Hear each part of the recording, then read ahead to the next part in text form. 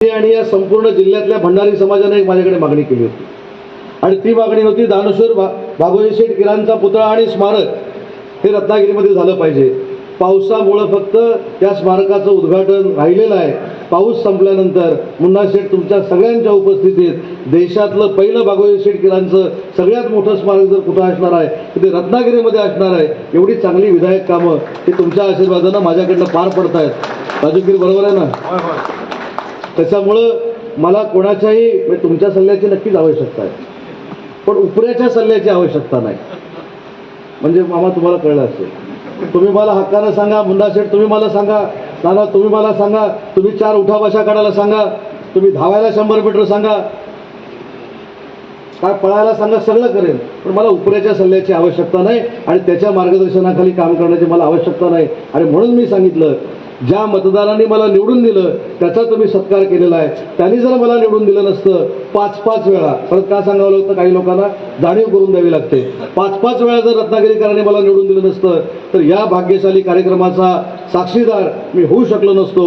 आणि म्हणून जे सगळं श्रेय आहे हे विरोधकांपेक्षा आपल्या मतदारांचं आहे, रत्नागिरीकरांचं आहे। आणि म्हणून या रत्नागिरीकरांना देखील मनापासून धन्यवाद देतो।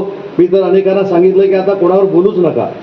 बिपिनला देखील सांगितलं, बिपिनला देखील हल्ली साहित्यिक काही शब्द आणि ओव्या सुचायला लागलेले आहेत। आता मला वाटतं तो पण पुस्तक लिहिणार आहे की काय, पण तरी पण मी त्याला सांगितलं की आता आपण बोलणं बंद करू, आपण लोकांपर्यंत जाऊ, आपली कामं जी काय केली ते आपण लोकांना सांगू। ज्यांना 4-4 वेळा लोकांनी नाकारलेलं आहे त्यांच्यावर आपल्याला काही बोलण्याचा अर्थ नाही।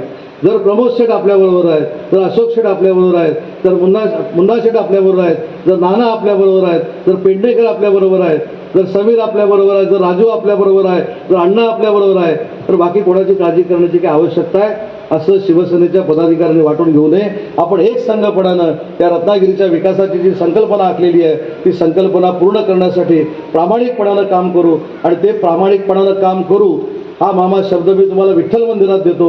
आणि अशा पद्धतीनं कुठच्याही कामाला राजकीय स्पर्श लागणार नाही ही दक्षता आमच्याकडनं घेतली जाईल। म्हणून तुमच्या श्रेयाला मी सलाम करतो की तुम्ही सगळ्यांनी मिळून हा माझ्याकडे आग्रह धरला की या कामाचं भूमिपूजन झालं पाहिजे, या कामाला 3 कोटी रुपये दिले गेले पाहिजेत आणि ते माझ्याकडनं दिले गेले। हे माझं जसं भाग्य आहे तसं तुमचं देखील सगळ्यांचं भाग्य आहे। आणि म्हणून हा कार्यक्रम करण्याची संधी तुम्ही मला दिलीत त्याबद्दल व्यासपीठावरच्या सगळ्या मंडळींचे मी मनापासून आभार मानतो।